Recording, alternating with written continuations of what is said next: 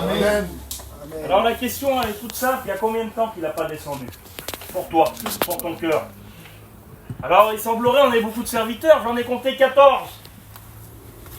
Alors on pourrait dire, c'est des serviteurs, ils n'ont pas besoin, ni eux, ni leur foyer. Sûrement. On est attaqué, on est comme vous. C'est difficile. La vie est dure, la vie est compliquée. Et j'aimerais ce soir, on est pratiquement que des chrétiens, j'aimerais faire comme une réunion de prière. J'aimerais parler de ça, j'aimerais parler de la prière. J'aimerais parler de Dieu. J'ai marqué ça assis, j'ai marqué ne pas oublier qui on est. Oublie pas qui tu es et d'où tu viens. Et qui est Dieu. Dieu est fidèle. Dieu est bon. Dieu a des projets. Dieu a des bonnes choses pour nous, mais il faut lui parler. Et le seul moyen qu'on a de parler à Dieu, c'est de prier. C'est ça, c'est prier Dieu, c'est d'y croire. Est-ce que tu y crois? C'est ça, tout simplement. Est-ce que tu crois qu'il peut se passer quelque chose ce soir en priant Dieu? Est-ce que tu crois que les choses peuvent changer? J'ai ce petit post-it, il y a un moment où je l'ai. Ben, je l'ai eu avec toi, on marchait sur la convention à Monchaux. Et un petit m'a donné ça. Si tu peux le croire, tout est possible. Amen. À celui qui croit. Amen. Tout est possible, c'est possible. C'est possible, même si ça fait des années, même si c'est dur pour toi. Même si c'est compliqué pour ta vie. Si tu y crois, il peut se passer quelque chose. Alors on va prier Dieu, on va tout mettre dans ses mains à lui. Mais toi, ce soir, personnellement, pour ton cœur, crois-le. Amen. Seigneur, merci pour ta grâce, Seigneur, merci pour la réunion de ce soir. Seigneur, je te présente ton serviteur qui va apporter ta parole. Seigneur, qu'il puisse être rempli d'esprit, Seigneur, qu'il puisse annoncer ce que tu as mis sur son cœur. Seigneur, parle à mon cœur dans cette soirée, dispose les cœurs à ta parole, Seigneur. Fais qu'il y ait un mot pour chaque personne, Seigneur, un morceau de pain pour chaque personne. Merci parce que je t'appartiens, merci pour la réunion, Seigneur. Amen. Gloire à Dieu, merci Seigneur. C'est comme ça, Dieu, on fait comme Dieu veut. J'ai dit à bébé, j'ai pas pu écrire ou faire quoi que ce soit. C'est la prière. Dieu voulait que je fasse une petite réunion, une réunion de prière comme le matin, comme on fait en mission. C'est ça, parce que je sais que c'est dur, qu'il y a des difficultés. Et moi, ça m'a fait du bien de dire tout ça. Parce qu'on a besoin, les frères. On a besoin parce que c'est dur. Et même si c'est pas facile, et même si tu as un genou à terre, Dieu vous dit ça dans 1 Pierre 4,12. Bien-aimé de Dieu. Ne pas oublier que tu es un bien-aimé de Dieu. Et on va le lire le verset.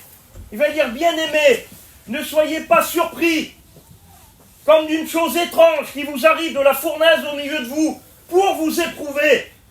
Parce que c'est dur. Alors tiens, il y a mon copain, là, je vais m'adresser à lui. C'est dur en ce moment.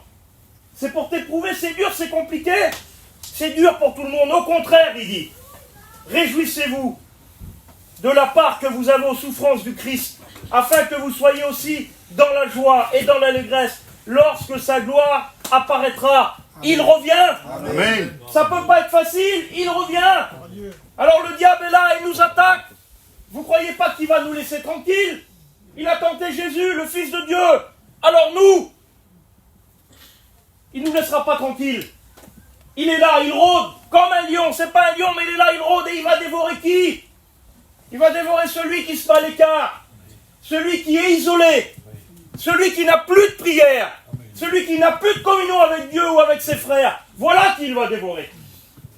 Et ne croyez pas que c'est parce que vous êtes à part les autres que vous avez des attaques ou ci ou là. Non, le diable est mauvais. Dieu est fidèle, mais lui est mauvais. Il n'a pas de projet de paix pour vous, lui. Alors il faut se prier, il faut se rapprocher de Dieu. Il faut le faire. Il faut le faire. J'ai mis ça, la prière fait bouger les choses. La prière change les situations. Elle peut changer les situations ce soir. La prière fait mouvoir le bras de Dieu. Mouvoir, ça veut dire mettre en action, faire agir, faire bouger les choses. Voilà ce que ça veut dire ça. Ça veut dire ça, la prière, c'est efficace. Amen. C'est efficace la prière. On va lire un verset. Je ne l'ai pas marqué, je vais le trouver. C'est dans Jacques 5, au verset 16. Gloire à Dieu. Amen.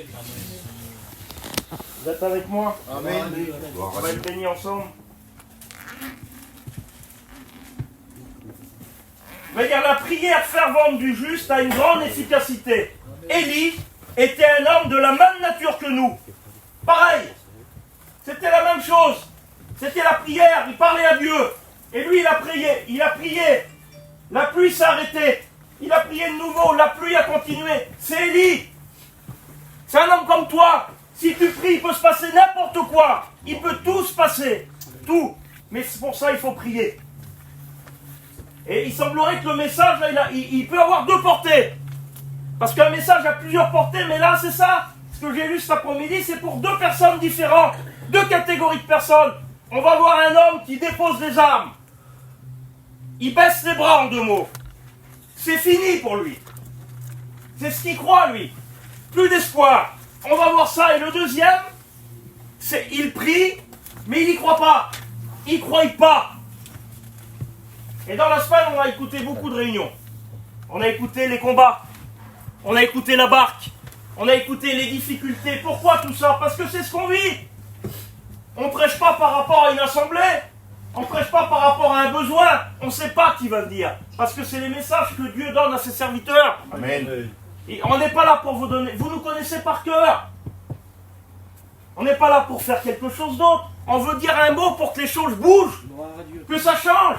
Mais dans tout ça, dans tout ce qu'on dit depuis tout à l'heure, il y a ta part à toi qui est très importante. Amen. Si toi tu es là ce soir parce que c'est la réunion, tu es à côté, il faut que tu viennes, tu partiras pareil. Sans que le bras de Dieu puisse pouvoir. Sans que les choses changent. Toujours pareil.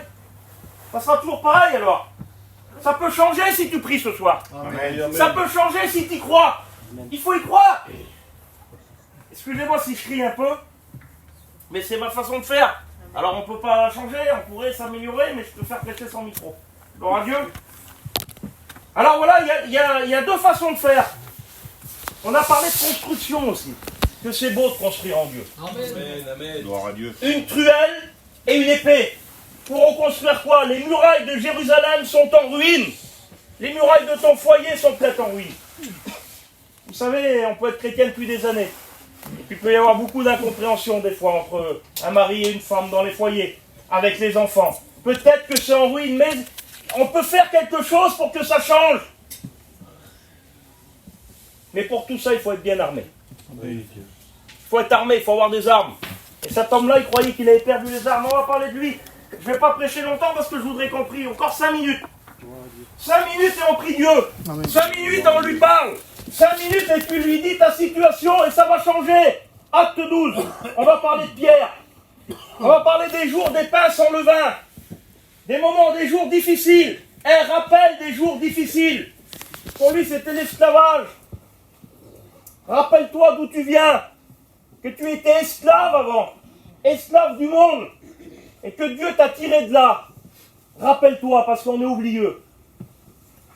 Alors, on lit ce verset ensemble. Gloire à Dieu. Amen. Ça va? Amen. Vous êtes bien, vous voulez être bénis ce soir? Amen. Alors, appliquez-vous. Acte 12. Hérode. On peut dire Hérode, le diable, le monde. Hérode se mit à maltraiter quelques membres de l'église. Parce que ça plaisait. Il fit encore arrêter Pierre, c'était pendant les jours de pain sans levain, les jours difficiles.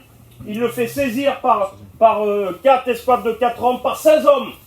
C'était fini pour lui. 16 hommes viennent, ils le prennent, ils l'attachent, ils l'emmènent en prison pour le faire comparaître devant le peuple après la Pâque. Pierre était donc gardé dans la prison. C'était là. C'est à ce moment-là que je vous ai dit, cet homme-là, pour lui, c'était terminé dans sa tête.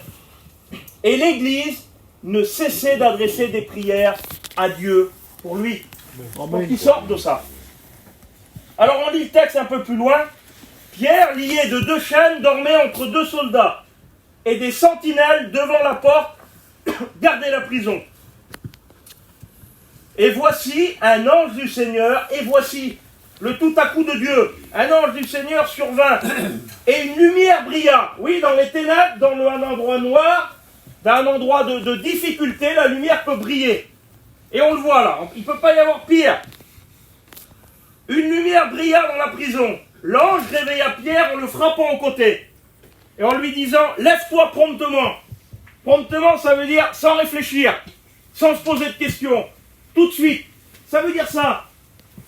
C'était aussi sa part, là, en 2 mots, quand on lit la situation. Il fallait qu'il se lève, il aurait pu regarder l'ange, il aurait dit, je vais me lever pour faire quoi? j'ai des chaînes, il y a des soldats, ça ne servira à rien. Il y a toujours sa part à faire. J'insiste là-dessus. Il se leva promptement. Les chaînes tombèrent de ses mains. Et l'ange lui dit, mets ta ceinture, les armes. Il les avait déposées. Pierre avait posé les armes, mais Dieu n'en avait pas fini. Dieu avait des projets pour lui, c'était pas fini. Parce que Dieu voit plus loin. Amen. Toi, tu crois peut-être que c'est fini. Qu'il n'y a plus de projet pour toi, pour ton foyer, pour ton avenir, pour ta vie chrétienne. Peut-être qu'il y a beaucoup de serviteurs là. Peut-être qu'on n'avance pas et que c'est difficile. Il y a des projets. Dieu voit plus loin. Il lui dit, mets ta ceinture et tes sandales, c'est la marche. Il le fait. L'ange lui dit encore, enveloppe-toi de ton manteau. Pierre sortit, ne sachant pas si ce qu'il voyait là, si c'était réel ou s'il avait une vision. C'était trop grand pour Pierre. Impossible. Il n'y croyait même pas. Mais Luc dira, car rien n'est impossible à Dieu. Amen. Il a fallu qu'il fasse quelque chose, ce Pierre. Malgré tout ce qu'il connaissait. Il a fallu qu'il fasse quelque chose, et on va le voir un peu plus bas. Il a fallu qu'il fasse ça. Je ne lis pas tout. Revenu à lui-même, Pierre dit, je vois maintenant d'une manière certaine que c'est le Seigneur qui a envoyé son ange et qui m'a délivré de la main d'Hérode, de la main du diable, de la main de la difficulté. Il l'a vu, il a eu besoin de se rappeler. Il a eu besoin de revenir en lui-même, de se souvenir que Dieu peut tout, que Dieu est dans l'affaire. Souviens-toi que tu es un chrétien. Même un chrétien avec des difficultés, c'est un chrétien. Et Dieu est dans l'affaire. Dieu est là. Même si c'est dur, il est là. Mais il faut que tu te rappelles. Il faut que tu te rappelles des promesses de Dieu. Oui, Seigneur. Rappelle-toi de ce que tu lui as demandé. Rappelle-toi de ce que Dieu a fait pour toi. Dieu peut le faire encore. Amen. Il peut le faire encore. Amen. L'ange réveilla Pierre en le frappant au côté. Et regardez ça. Un peu plus bas. Regardez l'attitude de ces personnes-là. Les chrétiens que je vous parlais au début. Ils prient mais ils n'y croient pas. Il se dirigea, il sortit de la prison, les portes s'ouvraient. Ça y est, il est dehors. Dieu l'a sorti de la situation. Et il se dirige vers la maison de Marie. Et là, beaucoup de personnes étaient réunies et priaient.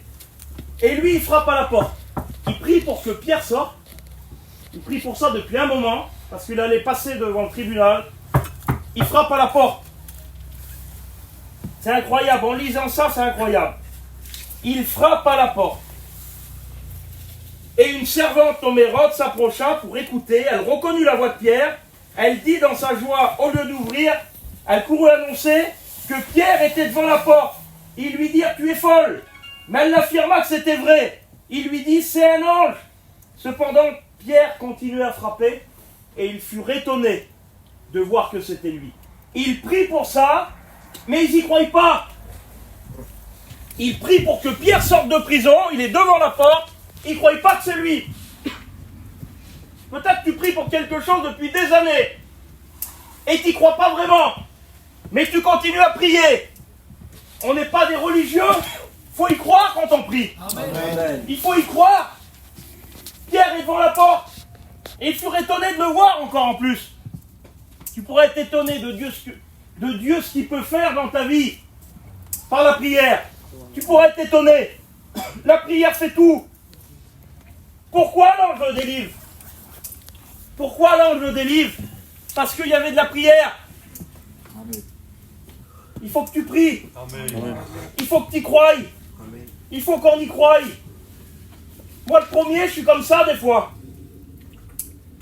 Quelle est notre attitude avec la prière? Quelle est notre attitude? Le soir, quand on se couche, une petite prière. Le matin, on se lève, une petite prière. Mais est-ce qu'on y croit vraiment? Adieu la gloire. Est-ce que tu crois que tu peux sortir de ta situation? Béni soit Dieu. Dès l'instant qu'on a prié, des fois tu peux te dire ça. De toute façon, je prie, mais il ne changera jamais, lui. Il ne changera pas. Ma situation ne changera pas. Et tu regardes toujours aux autres. Toujours pour les autres, alors. Béni soit Dieu. Non, c'est pour toi. Amen. Mais tu as ta part à faire. Oui, alléluia. Peut-être ta prière a changé, peut-être ton comportement. Peut-être ta façon de voir les choses. Il faut que ça change. À toi la gloire du Seigneur. Il faut à un moment donné que ça change. Comme le psaume 119, vous le connaissez par cœur. Il est temps que l'Éternel agisse. Il est temps pour toi. Amen. Il est temps que tu y croies.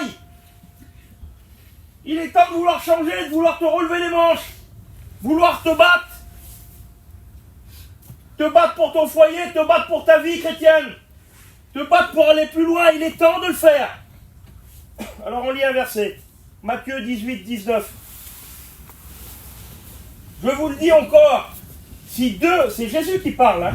Ça veut dire qu'il l'a déjà dit. Je vous le redis encore. Que si 2 ou 3 s'accordent, que si 2 d'entre vous s'accordent sur la terre pour demander une chose quelconque, c'est quoi une chose quelconque? C'est n'importe laquelle, quelle qu'elle soit. Voilà ce que le dictionnaire il dit. N'importe quelle situation, que si tu t'accordes, alors mon Père qui est dans les cieux, eh bien il te donne, il te l'accorde, ça te sera accordé. Car là où 2 ou 3 s'accordent, je suis au milieu d'eux. Vous ne croyez pas qu'il est là? Amen. Vous ne croyez pas qu'il est au milieu de nous et qu'il peut faire quelque chose? Amen. Amen. Est-ce que tu crois vraiment que les choses peuvent changer? Il peut le faire. Alors demande ce soir. Amen. Demande dans cette soirée, demande. Demandez les sœurs si vous avez quelqu'un qui n'est pas chrétien chez vous, si ton fils est rétrograde. Demande pour ta maladie. Amen. Demande pour ton cœur brisé. Gloire à Dieu. Demande-le, Dieu va le faire. Tout ce que vous demandez en mon nom, par la prière, je vous le donnerai. Amen. Il le dit, est-ce qu'on le croit? Il n'est pas un homme pour mentir. Il est le Fils de Dieu. Il est fidèle. Amen. Il est juste. Si nous on le déçoit, si je ferais lever la main, à qui Jésus a déjà déçu quelqu'un ici dans cette soirée? Levez la main. Personne.